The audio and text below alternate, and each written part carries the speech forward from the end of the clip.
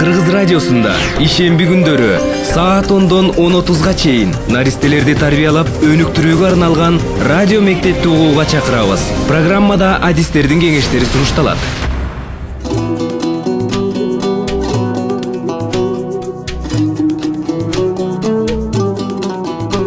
Кутман күнүңүздөр менен, урматтуу радио угуучулар. Эфирде кайрадан ата энелерге арналган радио мектеп уктуруусу. Бүгүн биз сиздер менен япониялык белгилүү окумуштуу ишкер Масару Ибуканын 3 жаштан кийинки кеч деген китеби тууралуу сөз кылгыбыз келип атат. Бул китептин кичинекей наристелерди тарбиялоодогу мааниси тууралуу кеңири талкуу кылмакчыбыз. Бүгүнкү биздин студиянын коногу ушул аталган китепти кыргыз тилине биринчи ирет которуп жайылтып жаткан белгилүү педагог, жайлоодогу балдарды өнүктүрүү борбору долбоорунун жетекчиси Асылбек Жооданбеков болмокчу. Урматтуу радио угуучулар, Масару Ибука бул өзү Sony деген Жапониядагы эң белгилүү корпорацияны негиздеген белгилүү ишкер киши. Бирок бул кайсы бир жылдардан кийин небере көргөн куракка жеткенден кийин ушул кичинекей балдарды тарбиялоо маселесине кокустан кайрылып калган да. Анан бул өзү ушу китепти жазганда, 3 жаштан кийин кеч деген китепти жазганда, эмне себептен ушул кичинекей курактагы, болгондо да 3 жашка чейинки курактагы балдарды тарбиялоого маани бергенин, ал жөнүндө атайын китеп жазганынын себебин дагы түшүндүрүп кеткен. 3 жаштан кийин кеч деген китеп бүгүнкү күндө дүйнө жүзүндөгү эң мыкты китептердин бири болуп саналат. Бул китеп көп өлкөлөрдүн тилине которулган, көптөгөн миллиондогон тираждарда нускада чыккан, окумуштуулар, адистер тарабынан эң баалуу, балдарды тарбиялоодогу баалуу китеп деп эсептелген. Эмесе Асылбек мырза, сизге биринчи суроо.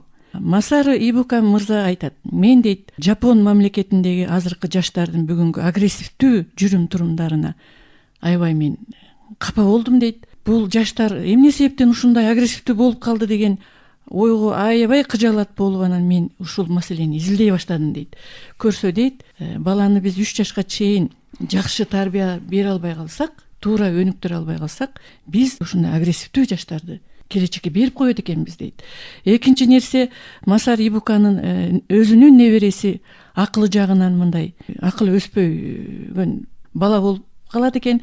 Мына ушул дагы бул абдан чоң ишкерди ойго салат. Мына ушу эки себеп ушу Масару Ибуканын кенже курактагы балдарды канткенде биз жакшы туура тарбия берип өнүктүрөбүз деген маселенин тегерегинде ойлонтуп ушул мыкты китепти жаздырган экен. Эми сизге суроо, ушул эң баалуу мыкты китептеги айтылган ойлордун, сунуштардын, ушу балага тарбиялоо боюнча сунуштардын кыргыз балдарды, биздин келечек муундун өкүлдөрүн тарбиялоодо канчалык колдоно алабыз, канчалык мааниси бар? Рахмат, Топчулже. Эми мындай маселе бар да, бул Масару Ибука негизи мындай окумуштуулардын, дүйнөлүк багыттагы мындай илимпоздордун табылгалары, учкул ойлору бул улут тандабайт экен да, эл тандабайт экен. Жалпы адамзаттык баалуу экен да. Ошондуктан бул өзү Масару Ибуканын китеби дагы бул өзү түзмө-түз которгондо, өзү жапончадан которгондо бала бакча кеч болуп калат деген да, kindergarten is too late. Бала бакча кеч болуп калат. Ал эми ошол кыргызча мындай ылайыкташтырып 3 жаштан кеч деп которулду. Өзүңүз айткандай, мындай бул китептин абдан бир узун өмүрү бар. Ошол дүйнө элдерине абдан бир таанымал китеп да. Мына ушул китепти биз 2015-жылы которуп чыгардык. Анан мунун кыргыз кыртышына биздин өзүбүздүн бир менталитетке туура келеби деген суроону көп берип атышат да. Анан бул китептин өзүндө Масару Ибука айтат да, бул китепти дейт, сен дейт, укмуштуудай бир рецепт катарында бир кабыл алба дейт. Бул китепти сындагын дейт. Айрым нерселер менен макул болбо дейт. Бул китептин баалуулугу ошондо. Демек, ар бир баланы тарбиялоодо даяр рецепт болбогон сыяктуу, бул китеп да бизге даяр рецепттерди бербейт. Бул китеп бизге ойлоно турган, толгоно турган, издене турган бир жол көрсөтөт. Анан бул китептин дагы бир өзгөчөлүгү, сен баланы тарбиялаштан мурун ата-эне өзүңдү тарбиялаган башта дейт. Демек, эң негизгиси биз ошол ата эне болуу менен мына баягы биз баягы балалык курактар өткөндөн кийин болду эми ата энемдин тарбиясынан чыктым деп биз жолго аттанабыз да. А бирок ошол ата эне болгондо белгилүү куракка келгенде дагы бир жолу кайрадан өзүбүзгө өңүлүп кайрадан өзүбүздү изденүүгө туура келет экен да. Баланы тарбиялоодо дейт ата эне дейт өзүн тарбиялаш керек дейт. Каалайбызбы каалабайбызбы идеалдуу эч ким жок. Эч ким өзү идеалдуу эмес. Бул жерде мен сиздин сөзүңүзгө бекемдеп кетким келет да, Асылбек мырза. Ушул аталган китептин 96-бетинде мындай деп жазылып турат да. Балаңызды кенже куракта өнүктүрүү үчүн өзгөчө бир нерсени жасоонун кереги жок деп жазат. Башталыш үчүн дейт, башында дейт, бала жаңы төрөлүп чоңое баштаганда эң мыкты нерсе эркек менен аялдын, ошо күйөөсү менен аялдын ортосунда шайкеш мамилени камсыздоо, ынтымакты камсыздоо деп атат. Жана үйдө жагымдуу психологиялык атмосфера, маанай, гармония. Адамдардын бири бири менен гармониясы болсун. Мисалы үчүн мен жакында эле ошол Анна Гавальданын 35 кило үмүт деген китебин окудум да. Ошол жерде 13 жашка чыккан баланын ошол уйгу туйгусу, ата энеси менен мектепке болгон бир мамилеси талкууланат да. Ал жерде дагы ушул Масари Бука айткандай эле ошол үй бүлөдөгү эркек менен аялдын ортосундагы шайкегешеместик, бири-бирин сыйлабастык, үйдөгү гармониянын жоктугу ошол баланын билим алышына, баланын өзүн өзү таануусуна абдан салакасын тийгизет да. Ушул самарда дагы бул өзү үй бүлөдөгү гармониянын болушу өтө маанилүү. Керек болсо ошол 5 айдан баштап эненин курсагында болгон мезгилде эгерде бала дейт ошол ата эне бири-бири менен жанагындай кыйкырышып урушса дейт, эненин көңүлү чөксө дейт, ошол балага таасир этет дейт. Көрүп атасыздарбы? Демек бул өтө бир актуалдуу маселе да.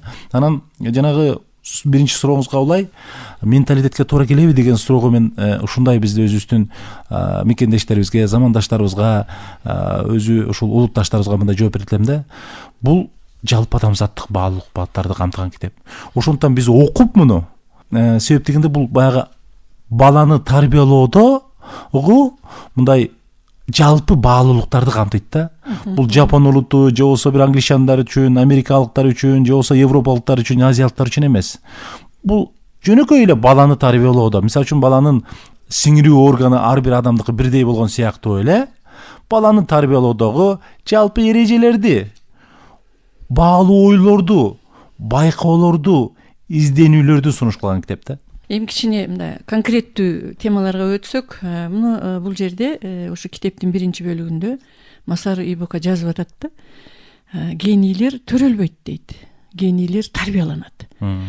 Ошондуктан дейт биз дейт келечектин генийин тарбиялап чыгарышыбыз үчүн мунун генийинде генийлик болбосо бул кантип эле ушунан гений жаралсын деген психологиядан арылып, ошо төрөлгөн балага гений болуш үчүн ошо кичинекей маалында, ошо сиз айткандай түйүлүк маалынан баштап эле абдан туура тарбияны берсек, аны туура ар тараптуу өнүктүрө алсак, андан гений чыгат деп атпайбы? Ошол эле учурда биздин кыргыз турмушунда, кыргыз салтында, кыргыздын салттуу маданиятында, тарбиялоо маданиятында мындай көз караш бар да. Баланын дээринде болуш керек. Эгер баланын дээринде болбосо, ага миң айткан менен, миң жасаган менен андан эчтеке чыкпайт деген ушундай ойду айтышат да. Мына ушул жагынан сиздин көз карашыңыз кандай? Ошол эле мезгилде ушул бизде ар кандай бир макалдар айтылып турбайбы? Мисалы үчүн ийгиликтин артында 99% эмгек, 1% талант бар дейт. Же болсо баланы башынан деп дагы коет кыргыз. Ооба. Анан дээринде бар дегенде ошол баланын ички мүмкүнчүлүктөрү ачылды. Мисалы үчүн ошол мезгилде бүгүнкү илимпоздор айтып атат, ар бир бала потенциалдуу гений. Демек, ар бир төрөлгөн балада нормалдуу физикалык, психологиялык, биологиялык жактан нормалдуу төрөлгөн баланын сөзсүз түрдө ийгилик жаратууга, өзүн өзү табууга, бул жашоодо гармония менен жашоого өзүнүн мүмкүнчүлүгү бар. Маселе ата энеси, чөйрөсү, педагогдор кандай шарт түзө ошого. Ошол баланын ички мүмкүнчүлүгүн алдыкпы, ачтыкпы, же капаска салып токтотуп салдыкпы? Мисалы үчүн бүгүнкү күндөгү биздин тарбиялоо ыкмаларыбыз, айрым ыкмаларыбыз, билим берүү мекемелери моюнга алышыбыз керек. Баланын талантын ачпастан эле биз талкалап аткан учурлар бар. Өтө көп чектөөлөр бар. Баланын өз алдынчалыгы менен эсептешпегендик бар. Мисалы үчүн ошол Масари Буканын китебине кайрылсак, ошол Масари Буканын досу бар, Сузуки деген. профессор өзү. Ал балдарды скрипкага үйрөтөт. Өзү Масару Ибуканын китебинде өзгөчө музыкалык тарбияга өтө маани берет да. Ошол Сузуки балдарды кандай тарбиялайт? Сузуки балдар скрипкага кандай жакындатат, үйрөтөт? Баланын деги эле өзү бүгүнкү күндөгү интерактивдүү методдордо ушундай айтылып атпайбы? Демек, баланы оюн аркылуу, кызыктыруу аркылуу үйрөт дейт да. Вот Сузуки дал ушул ыкманы колдонот. Мисалы үчүн ошол өзүнүн скрипка боюнча кружогуна келген балдарга ал эч качан келгенден кийин эле скрипка кыйын, муну үйрөнүш үчүн эмгек керек, эрк керек, тынч отургула, менин айтканымдын баарына кулак салгыла деп кулак мээсине кое бербейт, жайына коет. Бала ошол өзүнүн келген табиятына ылайык, кабылдоосуна ылайык, кызыгуусуна ылайык скрипка ойнола берет. Сузуки мурунку окуучулар менен иштей берет. Ал эми бала келип кетип жүрө берет. Бала качанга чейин келип кетип жүрө берет? Скрипка өтүп аткан бөлмөгө баш багып, скрипканы колго алып, кызыгуусу жаралганга чейин. Ага чейин эч кандай таң уланбайт педагог тарабынан. Бул эми эмне деп атат? Ошол баланын кабылдоосун, өз алдынчалыгын эске алыш керек. Каалоосун эске алыш керек деп атат. Көрүп атасыздарбы? Демек, биз ушул кыргыздын дээринде бар деген сөз ошол жанагы биздин бүгүнкү илимпоздордун айтканына, ар бир бала потенциалдуу гений деп айткан нерсесине дал келип атат. Мисалы үчүн, эгерде мектептерде, бала бакчаларда, жогорку окуу жайларда окуучулардын 5-6 эле пайызы же болбосо андан азыраак бөлүгү гана мыкты окуп, калгандардын көңүлү кош болуп атса, демек алар ачылган эмес. Алардын кызыгуусу ойгоно алган эмес. Дагы бир нерсе, бир баалуулук, бул жалкоо адамдар болушу мүмкүн эмес дейт. Өзүн өзү таппаган адамдар болушу мүмкүн дейт. Демек, бул жерде ошол биздин улуттук баалуулуктарыбызга, элдик учкул ойлорубузга ушул китептеги айтылган нерселер, анан бир турмуштук мисалдар абдан дал келип жатпайбы? Албетте, биздин салттуу баалуулуктар деле жалпы адамзаттык баалуулуктар менен шайкеш келген десек жаңылбайбыз. Эми бул китепти окуп чыккан киши ошол замат эле түшүнөт. Бул китепти автор биринчи кезекте энелерге арнаган да. Аны өзү да жазыптыр.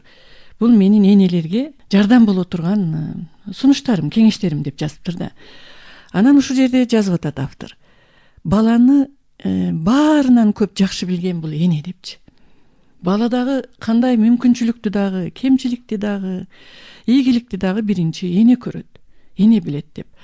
Анан ушул жерге анан жазып атат бул киши китебинде. Энелер балдарын урушуп тыйганга караганда көбүрөөк мактагыла. Албетте, тил дегенден көрөк макта дейт да бул китепте. Өзүңүздөр көргөндөй, бүгүнкү күндө биздин ушул кагылып, согулуп отуруп азыр ошого келип атабыз. Мына бала бакчаларыбызда болсун, мектептерде болсун, жанагы ар кандай дүйнөлүк масштабтагы келген эксперттердин ошол тренингтеринде дагы бүгүнкү күндө мындай изденген педагогдор жана ата-энелер баланы тилдебестен, балага чектөө койбостон, анын эркиндигин, өз алдынчалыгын эске алыш керек экендигин түшүнүп калды да. Ошондуктан, мисалы үчүн, кенже курактагы балдарга муну биз жапон окумуштууларын жанагындай күрүч менен болгон деле эксперименти, суу менен болгон эксперимент деле муну далилдеп атпайбы? Демек, муну мындай бүгүнкү күндө дүйнөлүк окумуштуулардын изилдөөлөрүндө кайра далилденип атат. Бул балага эле эмес, айрым буюмдарга, өсүмдүктөргө да тиешелүү экен. Мисалы үчүн, бүгүнкү күндө жанагы гүл өстүргөндөр айтышат. Ушул гүл өстүргөндө дагы жакшы суу куюп, ушул суу куюп жакшы сүйлөсө, жакшы өсө тургандыгы бул далилденип атат. Көрүп атасыздарбы? Ушул сыяктуу дагы балага жанагындай үйдөгү маанайдын, мисалы үчүн, балага эле жакшы мамиле кылуу жетишсиз бул жерде. Ушул жубайлардын бири-бирине жакшы мамилеси өтө маанилүү да. Мисалы үчүн, көпчүлүк учурда бүгүнкү күндө ушул биздин типтүү кыргыз үй бүлөлөрүндө көбүрөөк шыктандыруу эмес, ушул сын айтуу, көбүрөөк жазалоо маселелерге каршы көбүрөөк колдонулат. Өзгөчө энелерге ачуу сөздөрдү айтып койгон, кээ бир учурда колубуз тийген учурларда көбүрөөк кездешет. Демек, бул сөз түрдө баланын жанагындай дүйнө таанымына, өсүп өнүгүшүнө өтө терс таасирин тийгизет да. Бирок сөзүңүзгө аралжы, Асылбек мырза. Бизде эми дүйнө жүзүндөгү эң бир гений кишилердин, керек болсо президенттердин өмүр таржымалын окуганда атасынын сабаганын көп айтышат да. Эгер мен атамдан ошондой таяк жебегенде, мен киши болбойт элем дегендей баягы өмүр таржымалдарында ошондой эпизоддор бар да. Аталары аябай катаал, катуу болгон, катуу тарбия бергендер. Ошолор кийин абдан мыкты, абдан кеней, абдан бай, абдан белгилүү инсандар болуп өсүп чыккан да. Мындай да, мисалы үчүн эгерде конкреттүү айтсак да болот, эгерде мисалы үчүн ошол адамдарды мындай эсепке ала турган болсок, бул саналуу гана адамдар да. Ал балким тентек эле абдан бир кечилгис тентектик кылды. Ошол кечилгис тентектиктен улам атасы баягы жарылды, кандай бир деңгээлде ошол тентектигин токтотууга бир кандай бир деңгээлде бир гана мындай түрткү гана болушу мүмкүн да. А көпчүлүк учурда массалык түрдө көбүрөөк багыттоо көбүрөөк басым жасайт да. Мисалы үчүн бүгүнкү күндө мына Кыргызстанда бир Сезбек Таштакеев дегендердин үй бүлөсү пайда болду да. Бул өзү Абдан таланттуу балдарды тарбиялап ошол өстүрүп атат. Сезбектин 8 баласы бар. 4 кыз, 4 уулу бар да. Ошол 4 кыз 4 уулунун 5өө Кыргызстандын республикалык деңгээлдеги, анан эл аралык деңгээлдеги чемпиондор. Алар шахмат көбүнчөсүн шахмат өтө жогорку деңгээлде өнүккөн. Андан тышкары бул жерде дагы бир баласы мыкты музыкант, дагы бир баласы дүздөө боюнча мына мисалы үчүн Кыргызстандын ушул ар кыл мындай мелдештерине катышып байгөлүү орундарга ээ болуп жүрөт да. Сезбек Таштакеевдин ошол мен атайын үйүнө барып өзгөчө өткөндө балдар менен жолугуп, ошол шарты менен таанышып, дагы тереңден мындай талдап келдим да. Көрсө ал балдар абдан тентек болгон да. Ошол тентектигин жоюу үчүн ошол ашып ташып аткан энергиясын, күчүн туура багытка бура алган да. Атасы, энеси дагы абдан мындай чыгармачыл адам экен. Көрүп атасыздарбы? Демек, биз жалаң гана таяк менен, токмок менен биз балдарды бура албайбыз. Биз балдарга туура багыт беришибиз керек. Демек, эгерде мисалы үчүн балдарды көбүрөөк тие бербестен, албетте бала тентектик кылат. Эмне себептен тентектик кылат? Эгерде ал мындай энергиясы ашып ташып эмнеге жумшаарын билбей атса, ошол ата-эненин, педагогдордун милдети, же болбосо көрөгөчтүгү, же болбосо мыкты кесипкөйлүгү аларды ошол багытка бура алуу да. Буруу. Демек, ал эми жанагы көп сиз айткан мындай саясатчылардан болобу, улуу чоң бизнесмендерден болобу, ошол бура алгандыгында да, ошол багыттай алгандыгында, кеп сабагандыгында эмес, жол көрсөтө алгандыгында менин оюмча көбүрөөк. Бүгүн мына Соня Ибука кыжалат болгон көрүнүш кыргыз коомунда да бар да. Бүгүн биздин жаштарыбызда тилекке каршы көп жаштарыбызда мындай бир агрессивдүүлүк мүнөздүү да. Жаштардын жүрүм турумунда агрессивдүүлүк бар тилекке каршы. Ушул көйгөй, ушул маселе албетте педагог катары, ата-эне катары баарыбызды бүгүн түйшөлтүп келет. Бул ошол коомдогу, үй бүлөдөгү туруксуздукка алып келет. Мунун кесепети жакшы эмес да. Мына ушунун баары биздин кичинекей балдарды, кичинекейинин тарбиялоодогу айрым бир өзүбүздүн тарбиялоо ыкмаларыбызды өзгөртүшүбүз керек. Тарбиялоо ыкмаларыбызды өзүбүз тарбиялашыбыз керек ошону деген маселени бүгүн ачык коюп атат да. Албетте. Сиздин ата-энелерге мындай бир кеңеш катары айтарыңыз. Кыргызстандагы ошол коомчулугундагы өзгөчө балдардагы, ата-энелердеги агрессия бул эмне менен байланышкан? Бул коомдун ар бир тилекке каршы Кыргызстанда көчөдө болсун, үйдө болсун, иш жеринде болсун, саясатта болсун көрүнүп аткан нерсе болуп атат да. Вот үй бүлөдөн алсак. Үй бүлөдө ата-эне өзүнүн үстүнөн иштебейт. Мисалы үчүн мына жанагы Рамис Рысковдун айткандай атам менен апамдын жыргалынан жаралган дегендей, көпчүлүк ата-энелерибиз биологиялык ата-эне болуу менен чектелип атат да. Биологиялык ата-эне болуу бул мен дайыма айтам бул нерсени. Бул мындай биздин эркибизден да тышкары нерсе да. Бул өзү мындай биологияда боло бере турган нерсе да. Малдан айырма жок. Ооба да. Ал эми биз бүгүнкү күндө 21-кылымда жашап атып кыргыз ата-энеси ошол балама татыктуу тарбия берип атамбы? Татыктуу ата-эне эменби деп изденишибиз керек. Бүгүн демек баланын курсагын тойгузуп коюу жетишсиз. Дүйнө чарпында бүгүнкү күндө баланы толук кандуу өнүктүрүү абдан актуалдуу. Физикалык жактан, биологиялык жактан, руханий жактан, саламаттыгы жагынан ушул комплекстүү балага карашыбыз керек да бүгүнкү күндө. Тилекке каршы комплекстүү карай албай атабыз. Демек ата-эне өзүнүн үстүнөн иштебегенден кийин, изденбегенден кийин, анан үйдөн ар кандай чыр-чатактар чыгат. Өзүнө болгон нааразычылык баласына койт. Өзгөчө кайсы балдар үйдө уртокмо калынат. Ошол өзүнө өзү нааразы болгон ата-энелер. Бир аз турмушта жолу болбой жүргөн ата-энелер. Изденбеген ата-энелер. Окумалы эмес ата-энелер. Жалаң гана материалдык баалуулуктарга басым жасаган ата-энелерде ушул балдарына карата зордук зомбулук элементтери көбүрөөк байкалат. Андан кийин бала бакчага келели, иш жерине, мектепке келели. Бала бакчадагы бүгүнкү күндө абдан татыктуу жакшы педагогторубуз бар. Бирок тилекке каршы дээрлик көпчүлүгү эптеп-септеп күнүн көрүш үчүн ошол арзыбаган айлыкка көз каранды болуп иштеген тарбиячылар болуп атат кээ бирөө. Бүгүн мыкты педагогдор, мыкты психологдор бала бакчага келбей калды да. Себеби айлыгы абдан аз да. Азыраак болуп атат дагы. Алар балага толук кандуу тарбия, толук кандуу багыт бере албай атат. Мектепте дагы ошондой нерсе болуп атат. Андан кийин бүгүнкү күндө тилекке каршы мына акыркы 20 жылдын ичинде жанагындай зоналык терминдер, зоналык жаргондор, зоналык жүрүм турумдар, зоналык мамилелер тилекке каршы жаштар арасында абдан мындай жайылып кетти.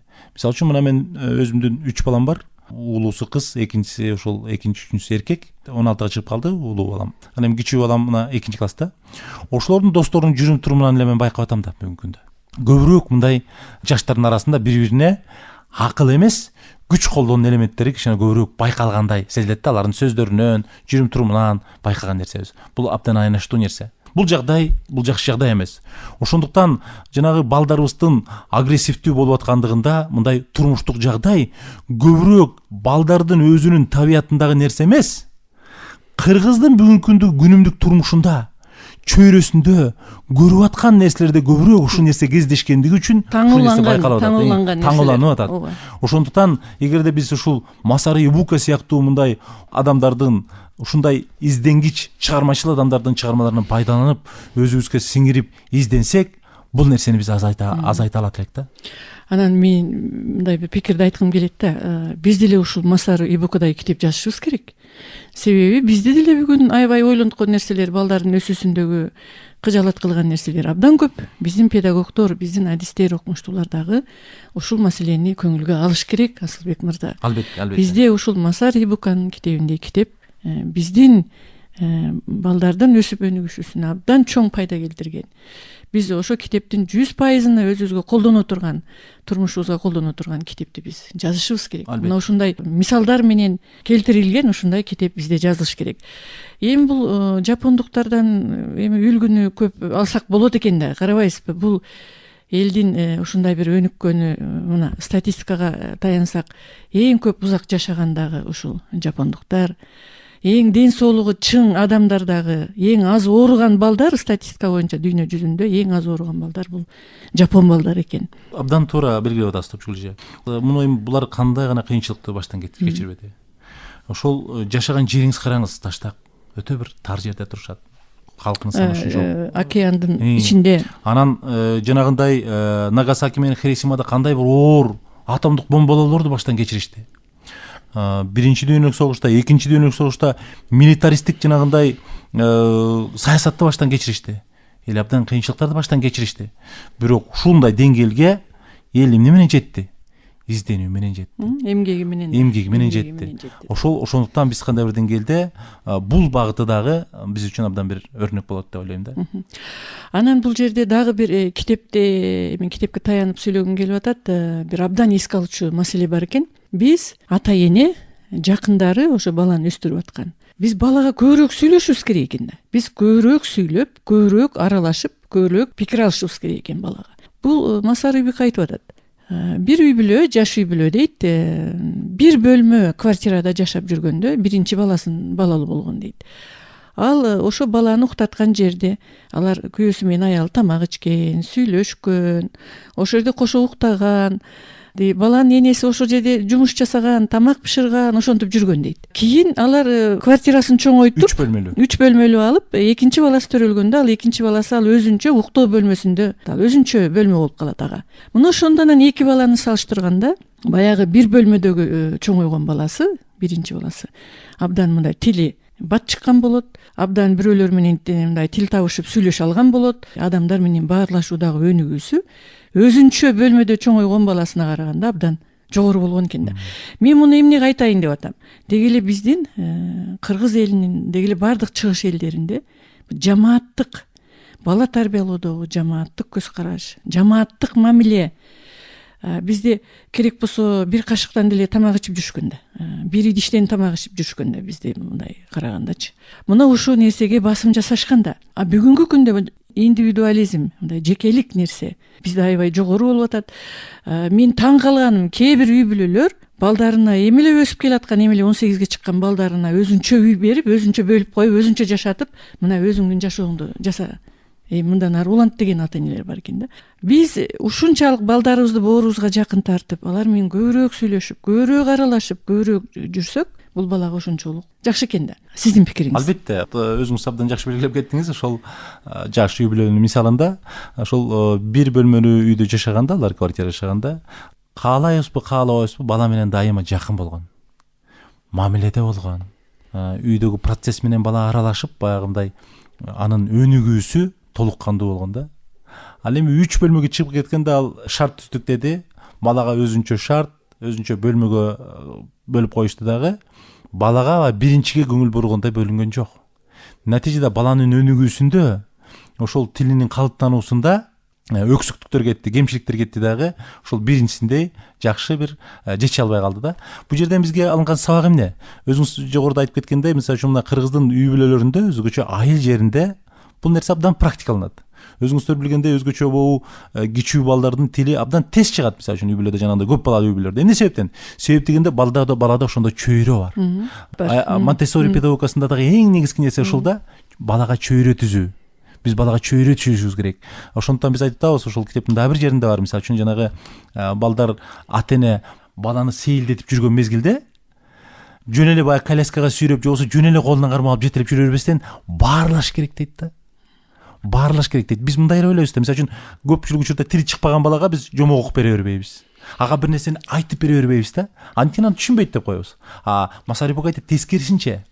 Биз канчалык көбүрөөк баарлашып, сүйлөшүп, кызыктуу нерселерди айтып берсек, мисалы үчүн дейт, баланын бөлмөсүндө, ошол жаткан бөлмөсүндө жанагы баса элек баланын бөлмөсүндө дейт, жөнөкөй болбосун дейт. Ошол ар кандай түстөр, жагымдуу үндөр, ошол дагы баланын жанагы мээсинин өртүшүнө жакшы таасирин тийгизет, көрүп атасыздарбы? Ошол эле мезгилде баарлашуу, көбүрөөк балага көңүл буруу, алда канча жанагындай балага даяр бир оюнчуктарды, даяр бир шарттарды түзүп бергенден көрөк, алда канча пайдалуу жана мазмундуу. Ошондуктан бул китепте да айтат, эгерде дейт, өзүңүз да жогоруда окуп кетпедиңизби, бала үчүн дейт, мисалы үчүн кээ бирөө айтат дейт, баламды жакшы тарбиялаш үчүн акча керек да, капитал керек да, чоң курстарга беришим керек да дегендей сыяктуу, мисалы үчүн жок дейт.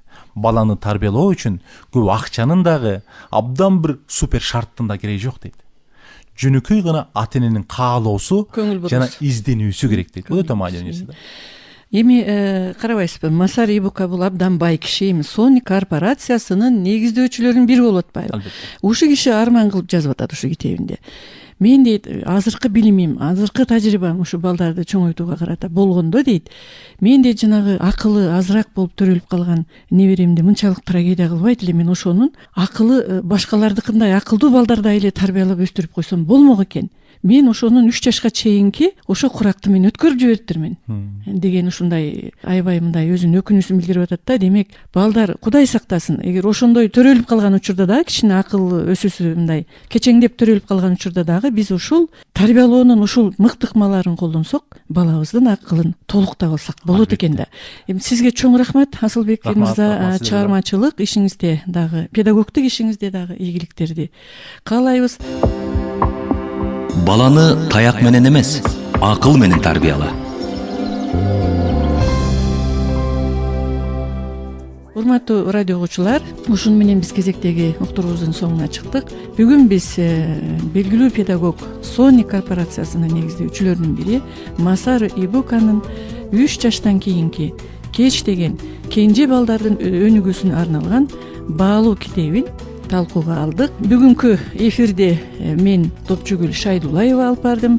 Уктуруунун режиссеру Жыргал Аманова болду. Эсиңиздерге сала кетейин, бул радио мектеп уктуруусу Роза Утунбаеванын демилгеси эл аралык коомдук фонду менен Кыргыз радиосунун ортосундагы биргелешкен долбоор болуп саналат.